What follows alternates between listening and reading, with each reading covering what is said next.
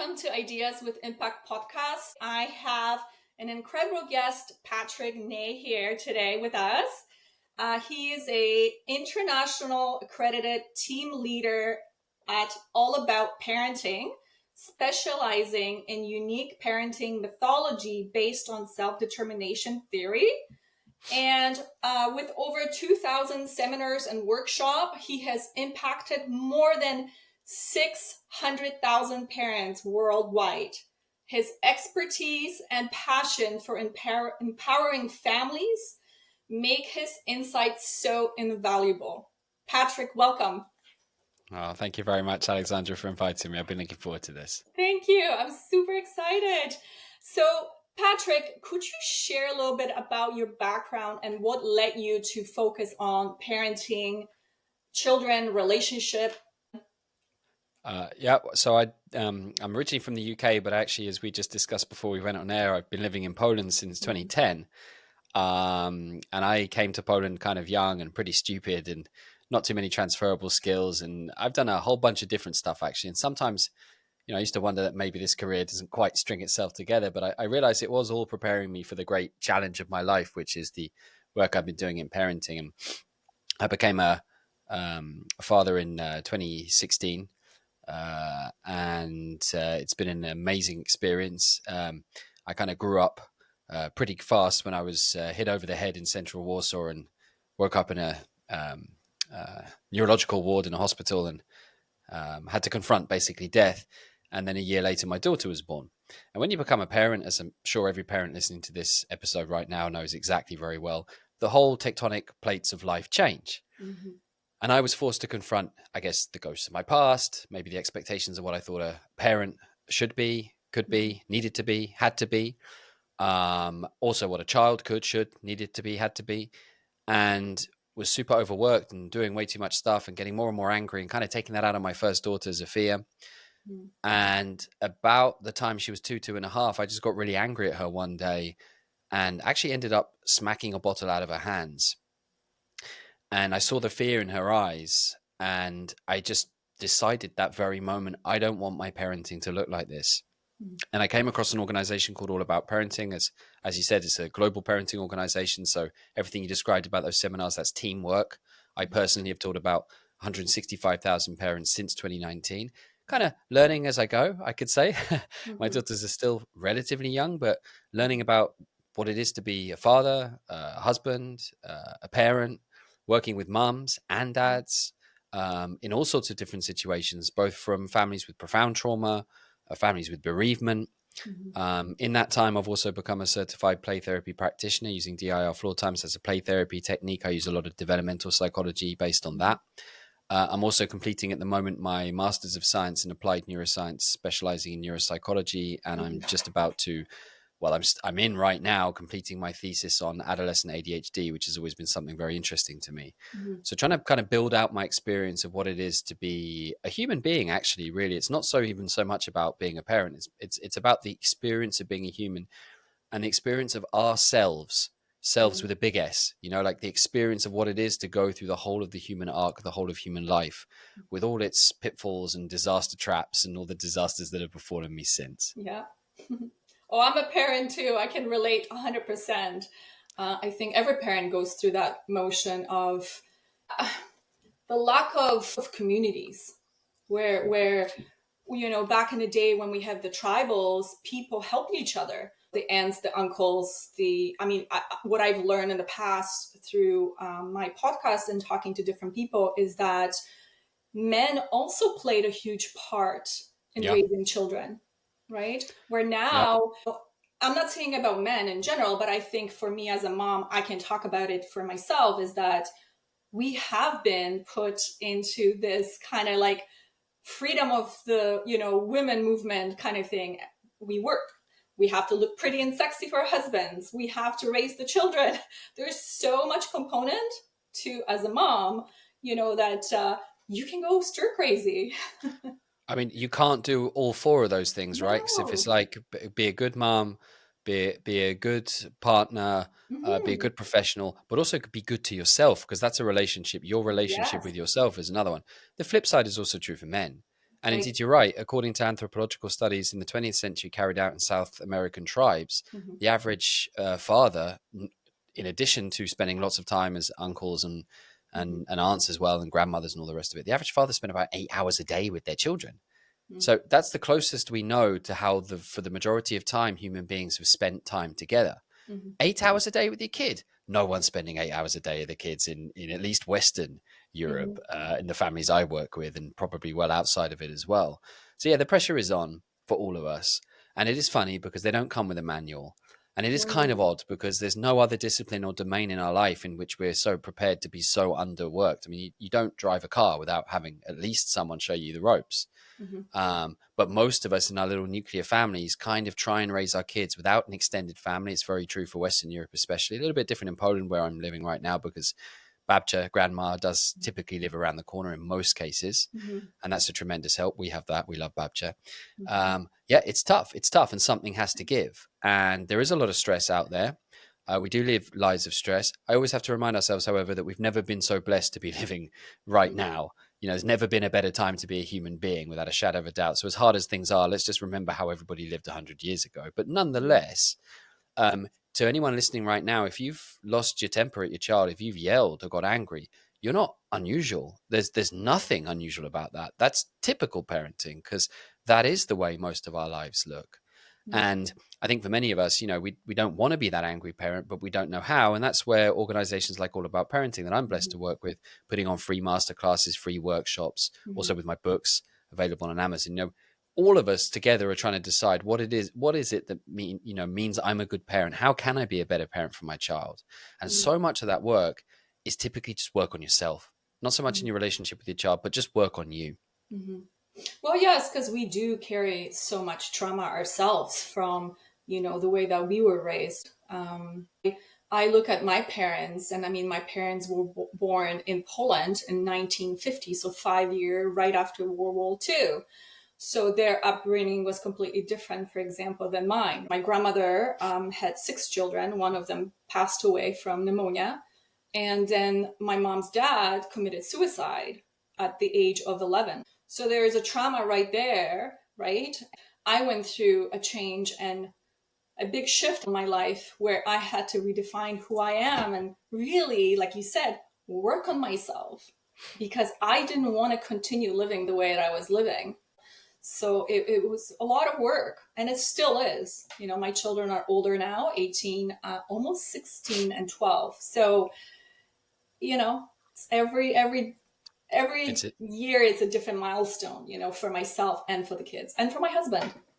And as you're saying that, first of all, you're absolutely right. I mean, we know through epigenetics that genes can be expressed, so kind of switched on really Mm-hmm. through experience. Mm-hmm. And of course, our parents played the biggest role in our lives. They were our greatest teachers. You never have a therapist, a teacher, an instructor of any kind as Mm-hmm. influential as the people who raised you, be they mum, dad, or anyone else. Mm-hmm. Um, and of course, their parents, especially when it comes to where we're from or where I live right now, Mm-hmm. Poland's one of the most horrendous amounts of trauma you could possibly imagine. You walk down a line of 5 people from World War II. I mean, one of them was killed, one of them was seriously injured, one of them left the country never to come back, one Mm-hmm. of them was robbed of everything they had. One of them disappeared. Those are the statistics. Mm-hmm. So our parents are the children or the survivors of that experience, and they definitely brought it through. I see it with my wife as well. Mm-hmm. Um, I'm I'm as mindful of all of that as I am. Um, I think there's so much power in us reclaiming the power inside us and saying, I'm not a prisoner of the past. The past doesn't decide who I am. I have an every opportunity today to reinvent myself, exactly, Aleksandra, as you've said, because crisis is typically the best opportunity for us. Mm-hmm. And I can't remember the phrase, life has given me a series of opportunities disguised as terrible blunders. I think it's Mark Twain, if I remember rightly.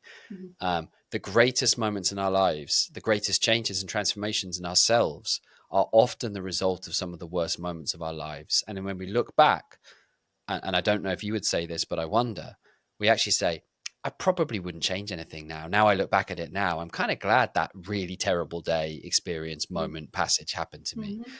Mm-hmm. And reclaiming that past and changing the narrative of who we are and ourselves with a capital S I think it's like that's the arc of human nature that we've been talking about, right? So Mhm. you never stop being a parent. I mean, I love cuddling my mum even now. She's Mhm. in her mid 70s, and I'm still a little boy in her arms. And that Mhm. she frequently reminds me I'm 41 years old with kids.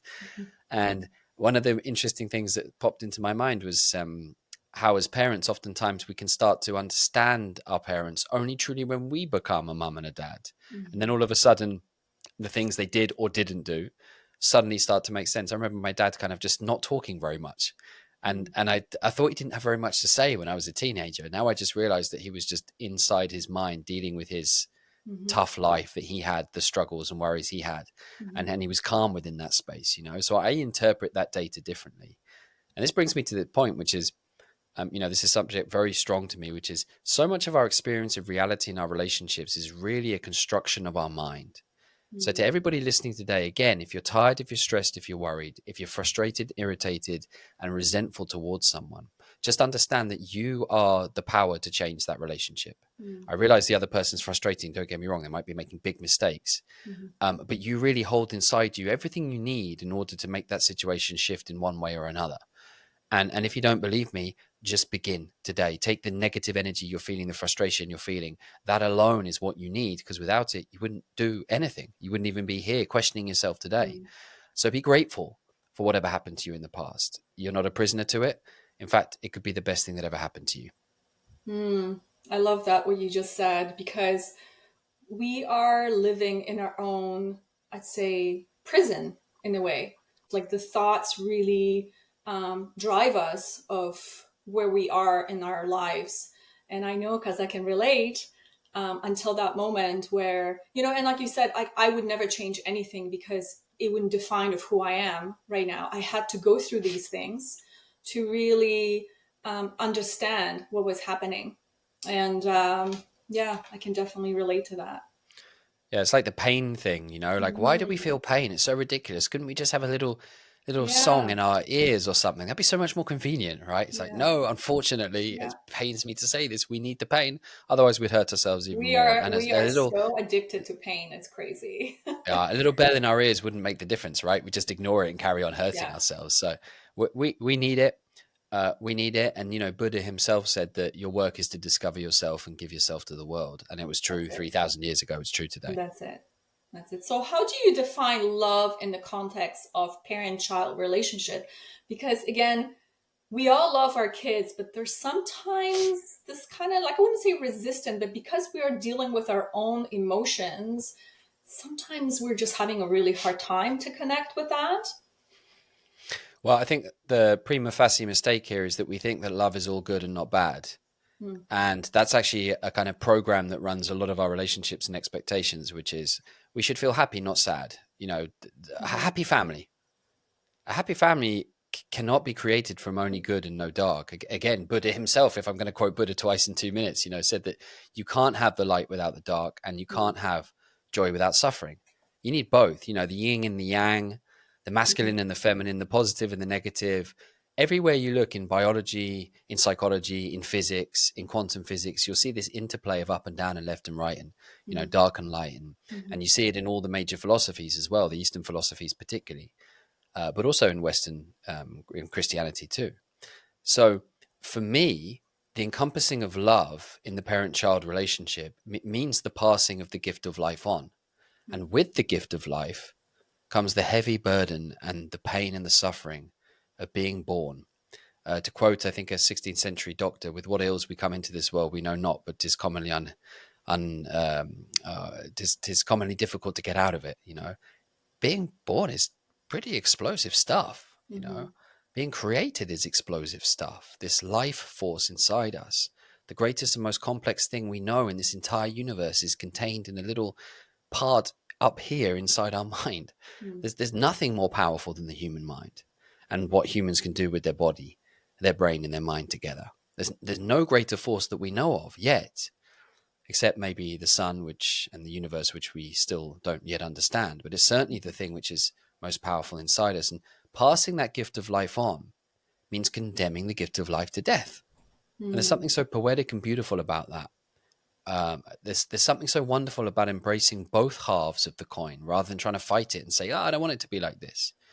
when you start to understand that you truly are the good and the bad, the entirety of the human experience, listening to the voices inside you with a level of understanding that maybe you haven't had before, no longer impeding your receiving and therefore increasing your giving, and no longer impeding your giving and therefore increasing your receiving, you do start to discover the world inside you. You know, Carl Jung said that inside every individual human life is the eternal life of the human species. How much suffering we've had to be through to get here. How much pain. How much pain in front of us, in front of me, in front of you, Aleksandra, you know? Bring it to me. Bring me the pain. Bring me the suffering in the relationship Yeah. and the loss. Yeah. Because playing in God's playground means you get to swing on the swings, but it also means you get to fall down and hurt yourself. And I don't know if I'm mixing up too many metaphors here, but to answer your question very specifically, love is everything. It's every subatomic particle, it's every experience, it's all the good and the bad together, and I reject none of it. And recognizing that, and that would be the most common for anybody. We tend to go either more to the right or to the left. Like we just want that love, right? Or maybe we're just so negative that we're going towards that negativity and hate and despise of another human being, for example, right? We're Yeah. accepting that, and I know that for a fact as well myself, because we all have faced it. It's accepting who you are, accepting what you are, but making these decisions for the future or for the next day for you to be a better human being, right? Yeah, And it's accepting so it. what you're touching on is probably the most common kind of internal thought track that we don't talk about very much, but we Mhm. definitely have inside us. Me too. And thank you very much for your authenticity and honesty. I really try to talk about all the disasters of my life and the Mhm. hidden voice of I'm not good enough, I'm useless, I'm a failure, Mhm. I'm a loser. I have those thoughts. I keep a regular diary, and you look a couple of months ago, I'll be having a day like that. Not today because we're having a great conversation, but it's there. Mhm. And I know there's a mum or a dad listening right now who's there thinking it's just me feeling like I'm the worst mum or dad in the world because I yelled at my kid. I lost my cool. I said something I regret. No, again, you're Mhm. the average typical parent. There's Mhm. nothing unusual about you. Um, Now, it's funny because if we are addicted to this one-sided view of life, which is we should only have happy and no sad, we Mhm. do ironically become sadder because we get frustrated when we get into those situations that quote we should avoid. We shouldn't be like this. We shouldn't be upset. I think one of the greatest tricks that we have in parenting social media, which is kind of popular on TikTok, which is the whole gentle parenting thing, which by a lot of people gets confused as permissive parenting, is Mhm. that we don't have the right to our anger. Our children should not see our anger. We shouldn't yell at our kids or get upset. And what we're trying to do is deny and close down a side of ourselves. Mhm. It's not healthy for our kids to not see that. On the contrary, it's far healthier. Hope we can all agree. If our children see us experience the anger and then go through the experience of saying, hey, I got angry, I yelled, I'm sorry, I shouldn't have done that. Here's what I'm going to do next time. Yeah. Because we know our children from the very first minute they can see and hear and smell, they're learning mostly in their relationship with us, the consistent, structured parent, Yeah. carer that's around them all the time. Well, So they observe observing you, and they pick up all subconsciously, these things. Yeah. yeah. So um, therefore, if we have this unrealistic expectation that we shouldn't shout, we shouldn't do X or Y, we're only really setting ourselves up for failure. And I wrote about this in my book, When at the Zoo, Watch the Humans. Our obsession with happiness is actually causing us to be unhappy. It's chapter 16. And it is about this very same subject.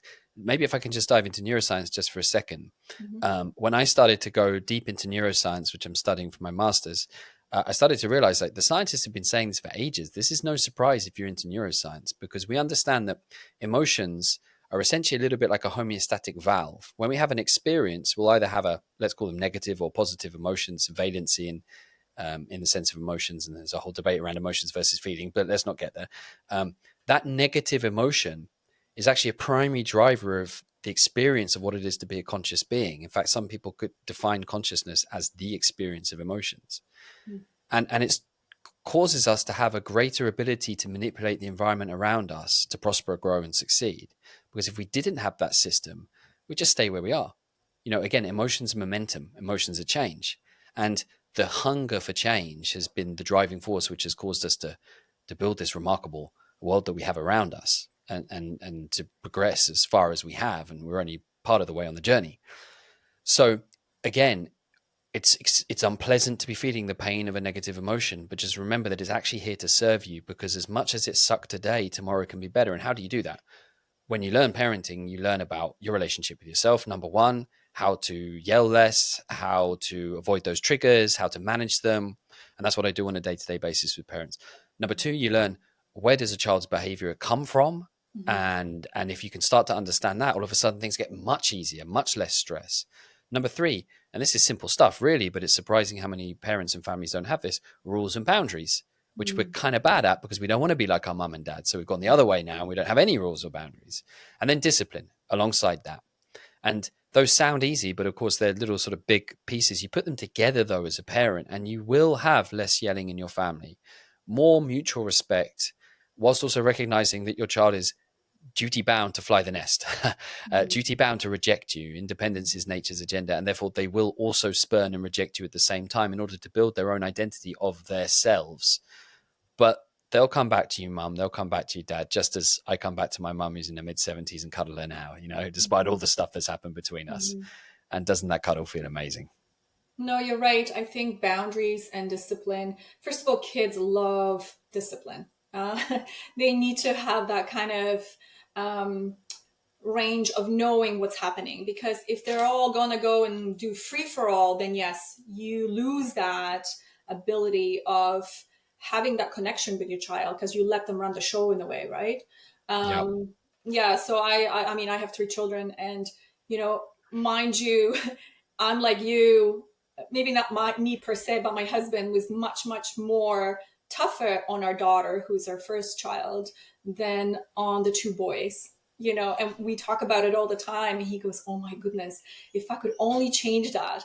But, in my eyes, I always said to him, I'm like, it is what it is. You've learned. And that's why you dealt with the situations completely different, either with our middle son and our youngest son. Those are, three children from the same family, but they're all different, right? So, And he's a different dad at the same oh, time. absolutely. Absolutely. Yeah. And like you said, like whenever there is some sort of rising up of emotions for him, and let's say something comes out in a negative way, either it's like yell or raising his voice at a certain level, after that we talk about it and he's like, oh, okay, I'm going to apologize if that was in the wrong context or whatever. Yeah. So it's Which really cool to see that, it's so beautiful. It's so beautiful. And again, mum, dad, listening, you yelled at your kids. Like, listen, if you can go in there and apologize, you are literally modeling the behavior you'd love to see in them, right? Because we all get upset when our kids are like, "Oh, screw you, I hate you, you're the worst Yeah. mum," and then they refuse to talk to us for a day or two. That's it. And That's it. how can we expect a child with an undeveloped, unconnected, like in terms of the synaptic connections in the brain, how can we expect a child to do what we can't do in every single domain of our lives? If we're expecting something from our kids that we're not giving to them, then we're creating the situation in which we're frustrated in the first place. So modeling that behavior, whether it's better, healthier relationships with screens, or like your husband and you are doing with,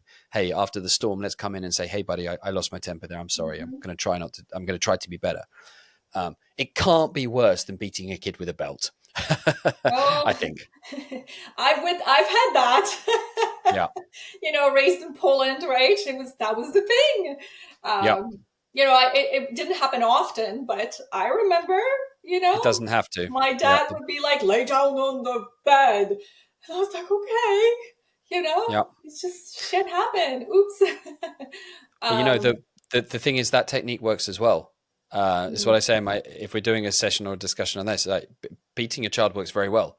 It just comes at a massive cost, and that cost can take years to appear. So, like, if you want to be in charge of your kid, like, go ahead, but you'll discover that it pays badly back later on in terms of your relationship with your child, and oftentimes at the most important moment. Yeah, absolutely. So, what are the common challenges parents face when trying to connect with their children? Well, in terms of connection, number one, we're often stuck in transmit mode when we need to be in receive mode.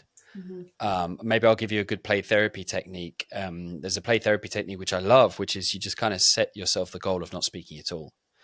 And when you don't speak, sometimes I do this with my daughter. I'll just set a timer on my watch for 5 or 10 minutes, and just kind of nod and but just you create the space in which they can start to express themselves. So I do this in a couple of different ways. When I pick the kids up from the school, I never say, how was your day? I don't say anything. I wait for the first move to be made from them. And that's another play therapy technique. You let your I child be the like that, director. because I get into that moment when I go pick them up from school. It's exactly Yeah. what you just said. I'm like, how was your day? All Same as right. yesterday, mom. And it's like when my wife, not that I tell my wife how my work is because she wouldn't be listening anyway, but like the last thing I want when I finish work is to talk about how my day was at work. I just want to forget about it all. So Right. it's not bad. It's not a bad thing, but it's just, again, it's a continuation of this idea that I'll let you be the director of your show and I can be a supportive active and not the other way around. So let them Because, open that can up. easily, it can spiral into a why won't you tell me kind of conversation, and hey, like I can be your friend, and Yep. then it's, but yeah, and that can take many different forms, like when I take my daughters and I go on morning and evening walks pretty much every single day, and again, I'm just trying not to dominate the conversation, but listen. Second thing would be interrupting, which is something we do to little kids a lot, but also big kids too. Again, it's kind of the same principle. We talk over people because we can finish their sentences quicker. We've got way more life experience, so we know what it is they're trying to communicate. And again, when anyone does that to us, it super pisses us off. So let's maybe not do it to our kids. The third is using logic. So maybe if we can just talk about neuroscience for a second. Are we recording video as well, Aleksandra? Can I show this, or should I just talk about this? Yes. So I tried to have a bit of a neuroscience-informed approach to parents because I find that it helps them to understand what's happening in their kids' life. So in both children and teenagers, the limbic system here, I'm pointing kind of into the middle of the center of the brain, which is a series of different structures associated with transmitting and receiving signals from the outside, processing and interpreting them as danger signals, essentially kind of managing the emotions. Emotions kind of start here within the brain. That part of the brain and the prefrontal cortex, the neocortex here, the whole frontal lobes of the brain, which are more associated with thinking logically, rules, moderating your behavior and your emotions. These parts of the brains are not as well linked as they are in adults. And let's be honest, we often do a whole bunch of stuff that isn't logical. We say and do all sorts of things later and then regret them, like you were saying with your husband, like I do as well. And that's because our prefrontal cortex is not stronger than our limbic system. Our limbic system is evolutionary speaking, like an older piece of our brain, which overrides the logic bit. So that's when we say and do the things we regret. Well, children are building synaptic connections between the neurons in their brain all the time, but the brain kind of develops from the back to the front. So the last piece of really big integration is that prefrontal cortex and the limbic system. And that's especially true for teenagers. So trying to number three, trying to kind of dump logic onto our kids about how they should behave or how they should think doesn't really work. And appealing to that prefrontal cortex when they're stuck inside their limbic system is basically a mismatch. Again, how do we like to be treated? If we're angry and our partner or ex-partner comes up to us and goes like, calm down, the worst possible things you can say to someone in that situation. It Of never course, worked in you're the whole of pouring human history. fuel more into that fire, right? Exactly. So number 4, how about we say, I understand? How about we say, despite the fact we feel pissed off, annoyed, and upset at that person, why don't we say, I understand that you like playing Minecraft. I get that communicating with your friends on Snapchat is really important for you. And it's going to be through gritted teeth because we're like, Snapchat's bad for you. You spend too much time on Minecraft. You're ruining my day. But the more we force ourselves to say understand, the more we do understand. Because the truth is, our child doesn't waste calories. The thing they're doing, whether we like it or not, makes sense to them. And if we come in trying to punch them in the face with our logic, all they're going to do is put their hands up. And by the way, mums and dads, we also have fantastic ways of wasting time as well, just to be clear. Because anything we accuse our children of, we have in some form or another. Romans 2:1, be careful you who judge, because when you pass judgment, you only judge yourself. So instead of punching people with the truth, number 4, how about we force ourselves to say understand, and over time we start to really mean it. And if we can build a relationship, a back and forth, like a continuous back and forth, like a serve and return of interaction, where the child feels like they can actually engage with mum and dad and they will be heard. And if they have enough predictable experiences of that, then we have that thing which we're looking for in our relationships with our kids at any age, which is trust, intimacy, and respect, where the bond between us can be pulled and torn, but get stronger as a result. Hey, buddy, I got angry at you and I'm really sorry. I will try not to do that again. Hey, buddy, when I get that angry and you see it happening, you can see the steam coming out of my ears. How about you say like a code word to me, like banana or beaver? I've had dads do that and it works. For dad anger, it works really well because dads go, okay, I'm going to take 5 minutes. I'll come back in a second and we can carry on the conversation. That that kind of back and forth, that kind of contract and aligning between the parent and the child and the parent can happen in that atmosphere of intimacy and trust.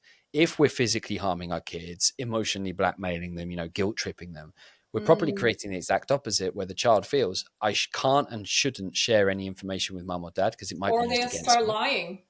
Yeah. Hmm. And then the end result is, well, I'm not going to tell them the truth, which means I have to tell them the not truth, which means I have to lie. Yeah. And I've called a 22-year-old the other day, and I said, listen, I'm just like, want to have a little check in with you. When you were kind of like 15, 16, did you tell your mum and dad what was happening in your life, with boys and stuff like that? She goes, No. no way. Dad would have gone crazy. Mum would have kicked me Mm. out the house. I'm like, there you Mm. go. That's all you need to know. Um, you can't save your child from themselves, and they're going to do stupid stuff because humans do stupid stuff, but you can have that relationship of intimacy, trust, and as much as you can, obviously, because stuff can happen in your life. And that is something you can do. Those are practical tips you can start doing today. Number one, shut the hell up. Mm. Number two, or listen more and be more in transmitting mode. And more in receiving mode and less in transmitting mode. And Mhm. give them that space, let them be the director. And beautiful things happen when you go quiet. Everyone's worked for the boss who talks over you and tells you what to do, and it Mhm. sucks so bad. And everyone's worked for the boss who goes, hey, I don't know, like, you tell me what you think. And it's Right. so beautiful to work for that person. Let's be that boss. Yeah. Yeah. It's a good point you're putting in, because once you're standing over that child and keep on yelling at them, it's like a defense mechanism. They don't want to be part of it. And Yeah. you're right. And I know, because we faced this as well. Again, I'm going to bring up my own experiences where with our daughter, it was the same thing. It was, she blocked off for a bit. And then, we were finding out all these little lies that she was creating because she, A, didn't want to get in trouble, or B, being basically, okay, you're not getting your phone today for the day Yeah. or for a week or whatever it was. So she came up with these little ideas of how I can hide these things from my parents. And again, it was a lesson learned for us, where with the second and third child was completely different. But we're only human beings, and we learn. And we can have these discussions with her right now, and she's 18. And it's funny because she always says, she's like, Mom, Dad, our brains really don't develop until we're about 25, 26. And I'm like, you're right, they don't. So you start really understanding, as an adult until of that age, 25, 26 kind of thing. So it's kind of Yeah. cute. And newsflash, when you get to 25, you still won't have a clue who you are and Oh what's going on. yeah. And Until you get to your you're 40s still, and 50s. it never ends. It's the human condition. That's it. That's it. Life is a journey, and everything that comes with it. You again, like I said before earlier in the show, is that we always try to be better. Doesn't matter what it is and where we're at in our lives. We make that mistake, instead of beating ourselves up with it, and again creating these negative emotions or boundaries or whatever you want to call it.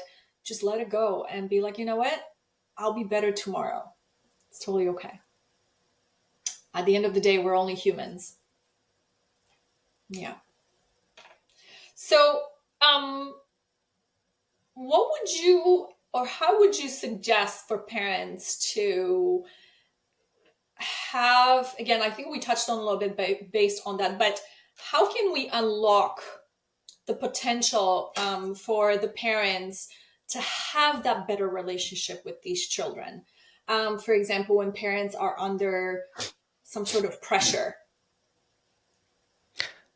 Um, well, I think I talked about maybe like a few steps, which I think we can Mhm. consider one at a time. So the first one would be, let's work on ourselves and work out what's causing us to be stressed in our life. Mhm. And if we can do anything in the zones of our life in which we're having that stress score going up, Mhm. it's going to have an impact on our relationship with our kid.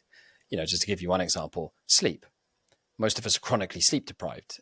Way too much blue light in the evenings, way too much stimulation increases our cortisol, decreases our melatonin. Mhm. We wake up, we have energy drinks and coffee. Like everybody nods their head, and then everybody carries on having bad quality sleep. Mhm.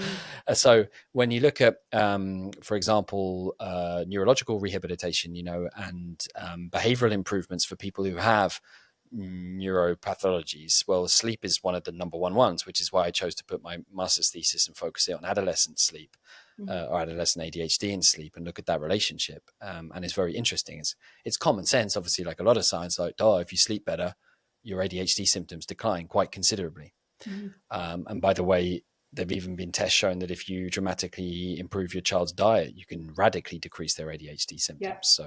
So that's a very interesting subject. So that first piece is entirely inside our control. It's our choice. We can go to a free masterclass like we do it all about parenting. We can listen to this podcast. We can go for walks in nature, which decreases cortisol dramatically. All of that belongs to us. We can deep breathe. We can meditate. There's no child there. It's just our commitment to ourselves. And I get it, right? Mom or dad says, oh, I'm too busy for that. Okay, fine. Just you spend about 2 or 3 hours a day on social media. So you're actually not too busy to do that. It's just your mind or you have decided that social media takes a higher priority than looking after yourself. I get it. Fine. I don't judge you. I like looking at Twitter and TikTok and all the rest of it as well. But that comes at a cost. Please be aware of the cost and no longer say that it's your child causing you to get angry, because you now know who's in charge of this relationship. We call it the locus of control in psychology, right? Like, just understand that the locus of control is inside you. And when you say, my kid made me yell, or, my husband did or didn't do X or Y, so now I'm angry. Well, now you're placing the locus of control in their hands. Bring it back into you. You're not the victim of the past. You're a master of your future. So become that master. Stop blaming others. Look at yourself, right? Yeah, I mean, we can stay in the victim mode as long as we like. It's a very comfortable place. It's like a well-worn slipper. You can put it on every single day and say I'm a victim, or you can say I'm in charge of what happens next. I choose the latter. For me, it's a narrative which is far more utility and capacity. And I get it. I don't want to take away from anyone's traumatic past and background about what's been done, what hasn't been done for them. But let's have agency inside ourselves, because that at least is a place we can move from. And the second piece, as I mentioned, is this big piece, which is, do I really understand the why of my kid's behavior? So taking your daughter's lying, for example, right? And you mentioned it brilliantly here, Aleksandra. You said, like, she was scared of the consequences, so she kind of chose to lie. She's being clever. If you lie and get away with it, you don't suffer any consequences. Really good. And we talk at all about parenting in our free masterclasses, which we run, and I invite everyone to come along. We talk about this need for control that all children have, and adults as well. And if we don't satisfy that need for control as parents in the dynamic and relationship we have with our kids, our children will look for control in areas of their life where they can get it. And lying is a way you can control the dynamic, because you have something the other person doesn't. You have the truth and they don't. You shape the future that way. So lying can also be a developmental thing. It can be an age-related thing. It can be a relational thing, but it can also just be because this child is looking for some crumb of control in their lives. And when I work with parents, before we do anything about rules and boundaries and discipline, or even empathizing with our kids, we first ask ourselves, do we know why? And we try and fill in that why piece as much as we can. So the way I do this, and this is an idea that I really took from Mona Delahooke, who I highly recommend, who's a great author, one of my favorite authors on parenting, is to build a kind of iceberg. What you can see above the surface and what you can see below. Oh, yes. And above the surface is all the negative behaviors that you know about and you can label very easily.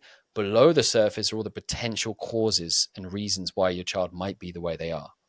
And if you're thinking, well, how am I supposed to know? I'm not a child psychiatrist like Mona Delahooke. I don't work with parents. You don't have to be, because no one knows your child better than you do. Everything that's ever happened to them. You are the repository of so much information. It helps to have someone to hold your hand along the way, for sure. And a well worth checking in with a child psychologist or psychiatrist if you need to. So don't suffer this alone. But you can actually fill that picture in yourself pretty easily, really, by asking, what are the potential causes of this behavior? Okay, if I know, for example, that my kid had a traumatic birth, I was very high stress in pregnancy, traumatic birth, very kind of haphazard first 3 years, maybe some grief, maybe some loss, maybe lots of moving in those first 3 years. It's not hard for me to understand that my child's meltdowns and tantrums, which I'm seeing right now at 7, 8, let's say, could be kind of connected to that, because that's what the research shows. Prenatal stress in both women and men causes a dysfunction within the hormone levels of children. So the cortisol spikes, that kind of thing, right? In kids when they're older. And that's what I think was probably happening in my daughter's life, because we kind of messed up the first week of her life. We were kind of force feeding her until she vomited with milk. It was all horrible, because we couldn't get her to breastfeed. Because we were doing what the nurses were telling us, and it wasn't working. And her little 3-4 year old body day-old body had to deal with that. Right. And I think that's where a lot of the early years of my kind of concern about her meltdowns came from. So when you understand the why, you start to move from a position of blaming and guilt tripping and labeling your child, because they're bad, they're not good enough, they're defiant, they're difficult, more into a position of saying, okay, now I know what to focus on. Mm-hmm. If my child has, for example, a really big sensory issue, like a really high need for movement, that need for proprioception that a lot of neurodivergent and neurotypical kids, and we're putting them in a school which is super military about making sure they sit in place all day long, Mm-hmm. and we're not taking them for a walk or any kind of activity in the morning. I've got a dad, for example, Andrew, he takes his son Jackson and they play Laser Quest in the morning before they homeschool. How cool is that? I want to join those guys, because when Jackson comes into home to homeschool, he's now focused and attentive because he's moved his body. Some of Yeah. our boys are warriors. You don't take warriors into the schoolroom before you've taken them out into the field to fight. Yeah. So when you understand that why, this big second piece, you can kind of then laser focus on what you need to do next. And then step 3 would be rules, structure, boundary, limits, which are not designed to hurt your child or deprive them. That they're designed so they understand when, what can they have, when, and how. And exactly as you said, in my experience, at least working with thousands of parents around the world, children actually respond quite well to this. Again, with the boss, you have a contract at work, you know what you can do and what you can't. And as long as you stick within those rules, it's all good.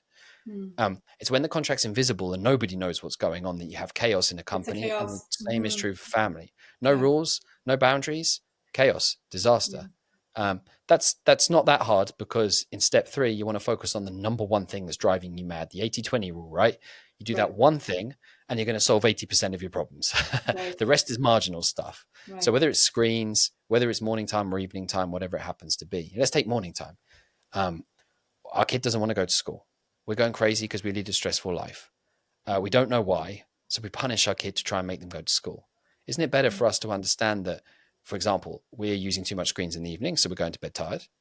Our child has a relationship at school which they hate, like maybe bullying, maybe they don't like their teacher, maybe there's another kid, for example, who's causing their life a lot of misery. That's why they don't want to go to school, which is reasonable.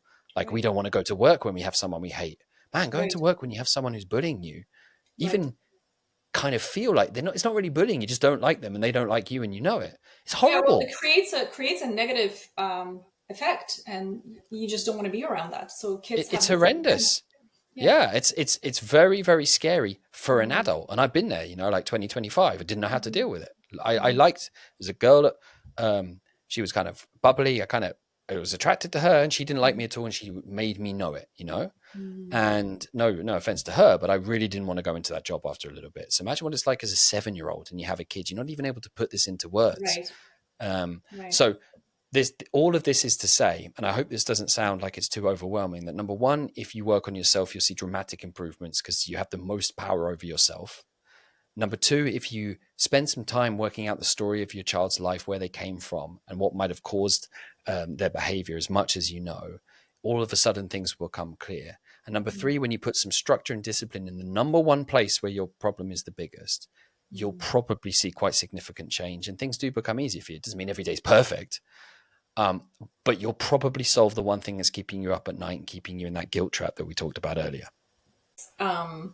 We have implemented this rule in the house regarding technology, and it works wonderful because it used to be free for all, including us. Like we were just like, oh, just scroll through Facebook, and it was just constantly scrolling.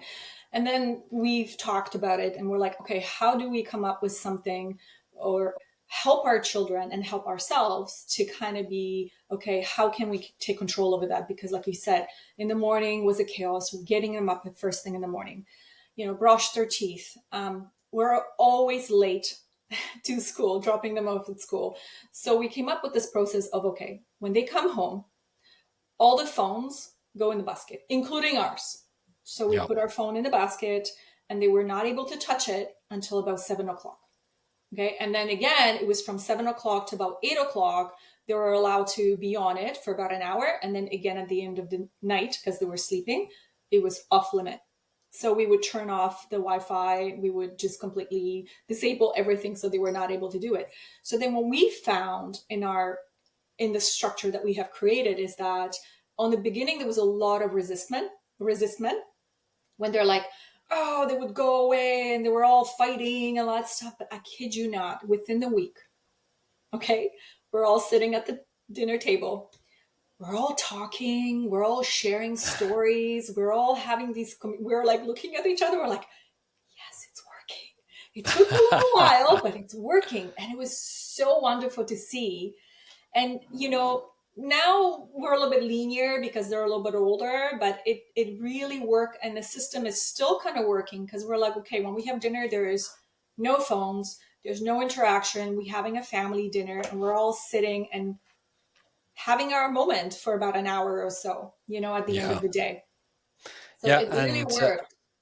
what you've done is probably the one thing I would suggest to parents of teenagers, right? Which is don't try and can't get rid of them, but at least have that 1 hour or that couple of hours where you're all together, and that's enough. Small wins. Mm, So I love that story, Alexandra. Is great. thank And you. I know it's probably one thing which people feel most stressed about. So if you're going to make a change, make the first change just maybe you don't have phones in your bedroom at night, Yeah. because that alone will cause your child to have better sleep. If you have Yeah. bad sleep, your IQ drops for teenagers by about 15 points, which is very, very large. And poor quality sleep is one of the highest predictors of a positive ADHD diagnosis for Yeah. teenagers as well. Yeah. So, once you go down that route, like a lot of stuff can happen for your kid. We start labeling them, and I have an ADHD diagnosis for what it's Mhm. worth. I'm not saying it's necessarily bad for some kids, it can unlock help. But yeah, like again, the number one behavioral intervention for people with psychopathologies is going to be sleep in the vast majority of cases. So if it's true for people with challenges, it's true for all of us. Mm.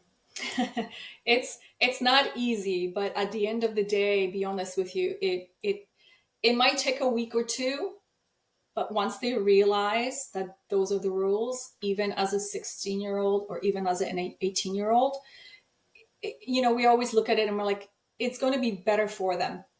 It's going to be good for them for Yeah. the development and even for their own.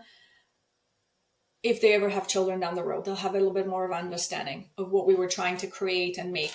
So Yeah. yeah, too Well, happy. from the parents I speak to, a lot of the teenage kids tell them, I actually don't want to be on TikTok. I don't want to be on Instagram. It's just Yeah. everybody else is there. Yeah. And we know from studies of the teenage brain how important it is, the opinions of other people. There's an area in the brain, for example, called the medial prefrontal cortex, roughly around here, Hmm. which deals with the image of how you feel and yourself when others are judging you. And in teenagers is off the hook active, whereas in Yeah. adults with a really established sense of self, it's just not as active because it's like, yeah, I don't really care what people say about me. I've been in my skin for a while. It doesn't stress me out. And that's not true for teenagers. So in internal Facebook studies, they showed that 1 in 3 teenagers girls say they don't like using Instagram. They Hmm. feel bad using it, yet they can't stop themselves. I mean, Yeah. that is literally the dictionary definition of an addiction, where the thing you're doing harms you, but you do it anyway. So, yeah, I think as a society, we've woken up to the screens thing. Mm. There's a smartphone free childhood movement, which started in the UK, which has grown around the world of people saying they're going to hold off with the smartphones. So I think as a society, we're way more educated than we were back in the day. I think a lot of Hmm. parents just didn't know. Hmm. Education systems around the world, including some of the top best ones like Finland and Sweden, now rolling back from tech. Um, and I think going forward, if I look at AI, I mean, I can see how AI is impacting me. Mm. AI literally is detraining your brain to think, Yes. and it will make you the average of average. So, for as much as we can do for our children, ironically, to do the old-fashioned thinking, Hmm. focused study for half an hour if possible, or even 20 minutes where you're just completely focused without distractions is literally the gold mine of the future. Because Mm. most adults can't do that anymore. Can't sit for half an hour and complete one task without a series of distracted thoughts. And Yeah. I include myself in that. I'm not judging anyone. Yeah. Particularly the teenage brain is very vulnerable to this. So again, if you're a mum or a dad and you've been struggling with this tech thing, do like Alexandra just mentioned, but start with one small win first. Get them out of the bedrooms at night, and then you can work back from that. Meal times as well. Your child will almost certainly thank you one point for having had that decision as much as they fight it, because they actually in their heart of hearts want connection as much as we do. Um, and those meal times are beautiful again. Mm. This brings me to to an old way of, because everybody has their phone and I'm included in this as well. We don't simply remember phone numbers of people. Yeah. You know what I mean? I don't know what my mom's phone number is because it's on my phone. So automatically dials it. And again, for parents of teenagers, so you know, there's a type of memory called prospective memory, which is very Mm-hmm. much a frontal lobe memory. Again, I'm pointing at the front of the brain, so that's that most advanced part of the brain, and Mm-hmm. it grows quite a lot between 6 and 10. And prospective Yes. memory is when you can kind of remember that later on you need to do something. 6 to 10, it grows quite a lot, which is why you see that kind of explosion. I can see it in my daughters as well. They're just kind of getting better at organizing their lives, Mm-hmm. remembering homework, that kind of thing. And then from kind of like 10 to about 16, 17, it just stops. So your teenager actually has the prospective memory of a 10-year-old.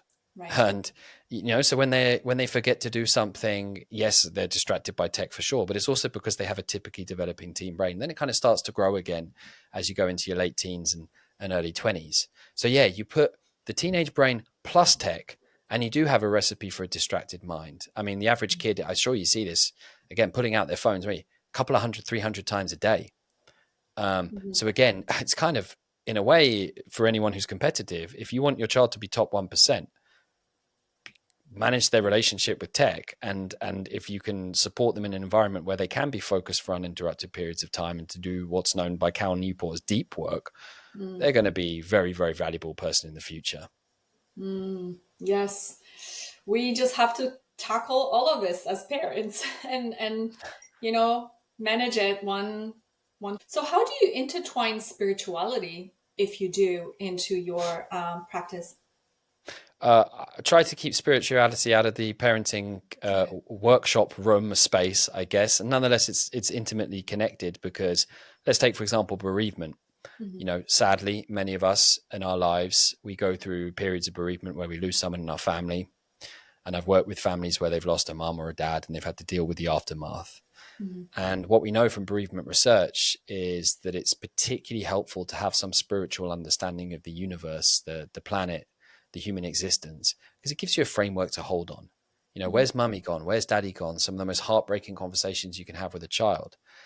And I don't criticize anyone, but it is said that oftentimes a parent will say, well, mummy's gone away, but she's sleeping, and give the child Mm-hmm. this impression that maybe mummy will wake up again, or daddy, with the best of intentions. Right. Whereas if you have an understanding of heaven, the afterlife, then Mm-hmm. it's much simpler for you to draw on that resource and say, mummy's gone, but she's watching over us, and we'll go and join her one day. And that can be just as valid for a child as well. Again, remembering that what we believe is our truth. Truth is just a perception, our subjective perception.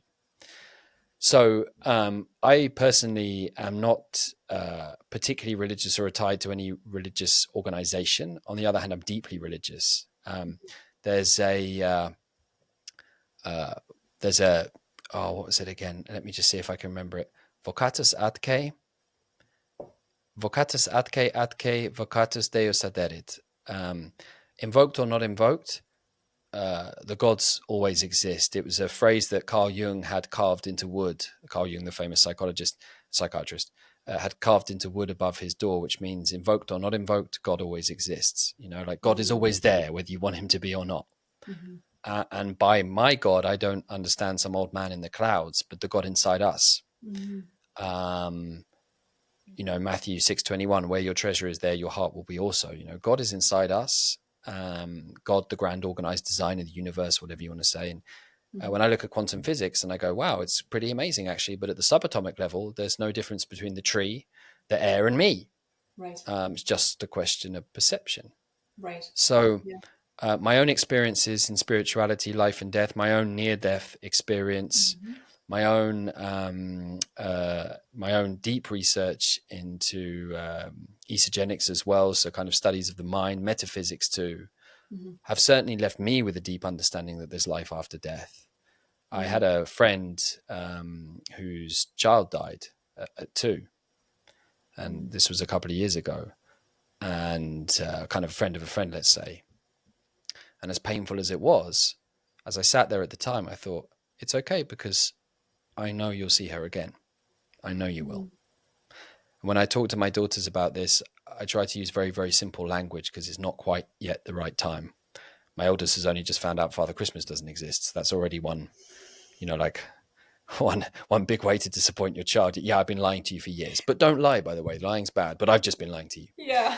Um, uh, like I've said to my daughter, I will show you the secrets of the universe when you're ready. The time will come, Mm. and that's what I mean. And I have various ways I'm going to do that, which I'm not going to go into right now. But Carl Jung said that as a matter of principle, there's no difference between organic growth and psychic growth, and I really believe that. God is inside us. We are God. We have everything we need. There's nothing missing in us whatsoever. And we exist in this universe in which life is pulsing in absolutely everything: the walls, the floors, the books, the trees, the birds. We are one, as Carl Jung said, unus mundum. We We are don't all see it, but interconnected. we have perception-based systems which choose not to see it, right? We don't see infrared, but infrared exists and we know it to be true. We just don't perceive it. So I've experienced this myself through my own experience of near death. In a hospital, I had that experience where the connections between us were almost like lightning. I could feel it. I knew it to be true. It was one of the most profound moments of my life. And so much of my own relationship with spirituality and the meaning of the human condition has come from that one experience, and I've developed it ever since. So yeah, on a day-to-day basis in parenting, we don't talk about it too much, and yet it's always there. Invoked or not invoked, it's always there. I love it. I love this. Yes, talking about Santa, that was difficult. But Well, we as I try said to to my be, daughter, if you believe, then he's real. that's what we were saying to our kids, is that it's when it's time, you will understand. But they're like, if you want to believe it, that's totally okay. And if not, then that's totally okay too. And then slowly, I think at age 5, they kind of, oh, okay, we understand. So it was kind of cool transition. It was not forced. It was Yeah. not, yes, you have to believe in them. Because, I, as a child growing up in Poland, it was also very dynamic. And it was like, Santa exists and this is where we're going to see him. But then I saw Santa at the community center, and then I saw Santa walking on the street. And I was like, well, they look different. So it was very He confusing for lost a weight. 7-year-old child. But again, we all laugh, haha. But at the end of the day, there are a lot of Santas in our lives as well, right? Like we believe Oh, in the yeah. concept of human rights. Well, Yes. human rights is just something we've created in our minds. It's not written down anywhere, except Right. what will come out of our minds. There's no stone in the earth. Right. It's a creation of our belief, and we share this belief together, and therefore it becomes true as a result. So again, we can kind of giggle at the absurdity of seeing a fat Father Christmas and then a thin Yeah. Santa Claus the next day. But Yeah. there's plenty of mythological creatures we have in our own worlds as well. And, Carl Jung, I was reading him again. That's why I've got him in my mind right now. He says the primitive man, meaning obviously someone who with, let's say, tribal beliefs, as he would have called it primitive, has far better psychic defense mechanisms for understanding the phenomena of the world than the modern man does. Because the modern man turns to his only priest, his or her only priest, which is the psychologist or the therapist, to explain what the hell's going on.